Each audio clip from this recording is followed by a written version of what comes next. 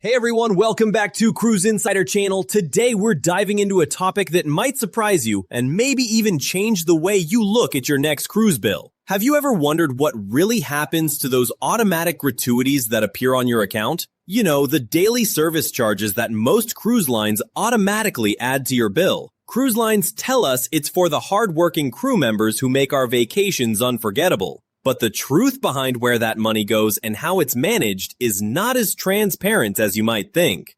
Before automatic gratuities ever existed, cruise tipping was simple. You'd get a few small envelopes on the last day of your cruise. One for your cabin steward, one for your waiter, maybe one for the maitre d'. You'd put in some cash, hand it over personally, and say thank you. It was direct, it was personal, and it felt good. But as cruising grew and ships started carrying thousands of passengers instead of hundreds, cruise lines shifted to a new system. Instead of individual envelopes, gratuities became automatic. Now, most guests either prepay before the cruise or get charged a daily per-person amount added to their onboard account. On paper, it sounds like an easier, fairer system. But the question is, who's really receiving that money?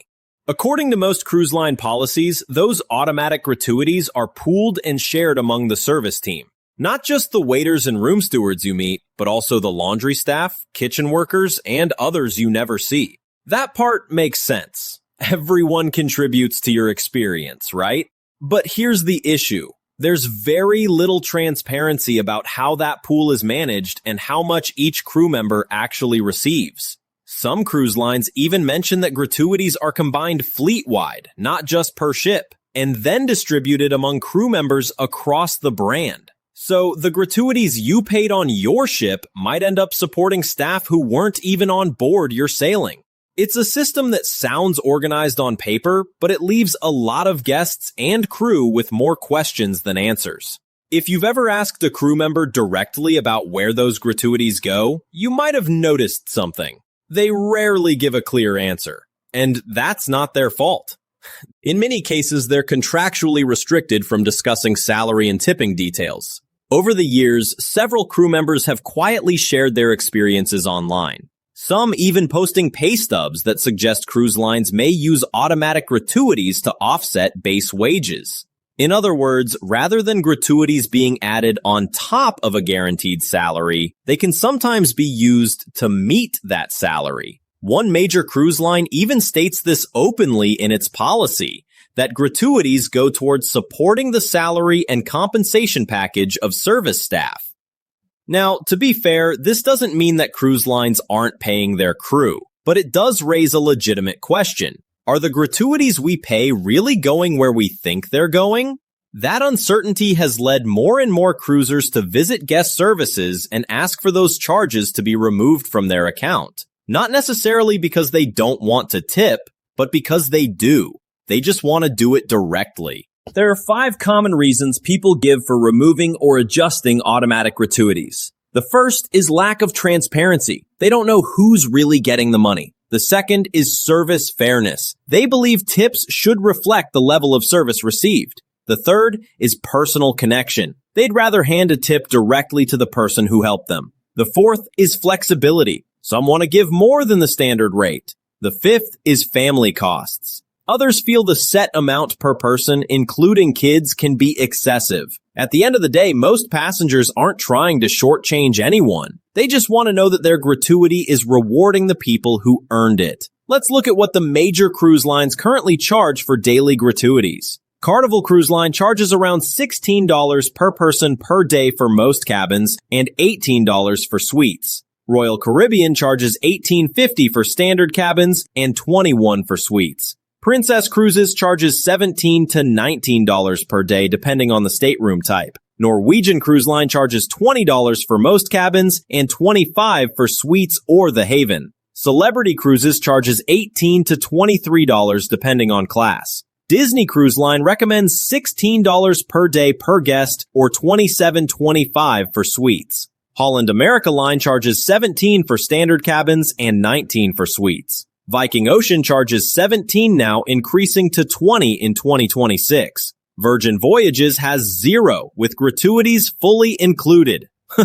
That's just the daily service charge. There's more. Every drink, spa treatment, or specialty dining experience on board often carries an additional 15 to 20% service fee, even if you've already paid the daily gratuity. So if you've ever wondered why your onboard statement keeps growing, that's part of the reason. This leads to another issue: double tipping. Sometimes you'll sign a bar receipt that already includes a service charge, yet there's still a line for an additional tip. Out of habit, many guests add $1 or $2. But some crew members have quietly said that those extra tips written on the receipt don't always reach them. They go back into the general pool. If you really want to make sure your bartender, barista, or room steward gets something extra, the most reliable way is usually to hand them cash directly. $1 in their hand means a lot more than $1 in a system. Now, let's pause for a second and look at this from the crew's perspective. Most cruise ship employees work long contracts, often 6 to 9 months at a time, far from home. They're away from their families, working long hours every day, often with no full days off. For many of them, gratuities aren't a bonus. They're a core part of their income. That's why this conversation matters. It's not about finding fault with cruise lines. It's about recognizing that these are real people making your vacation special, and they deserve fair, transparent compensation. So, where does that leave us as cruisers? There isn't a single right answer. Some guests remove automatic gratuities so they can tip directly. Others keep them in place to make sure no one gets left out, especially the behind-the-scenes crew. And both sides have good intentions. Maybe the real solution isn't about whether we tip in cash or through the system, but about cruise lines being more open about how our gratuities are used. If gratuities are truly meant to support crew members, then passengers deserve to know how. Transparency would not only build trust, it would give us all peace of mind that our gratitude is reaching the right hands. Some cruise lines, like Virgin Voyages, are experimenting with an all-inclusive approach. No daily service charges, no confusion, just one transparent fare. Others are beginning to publish clearer breakdowns of how gratuities are distributed.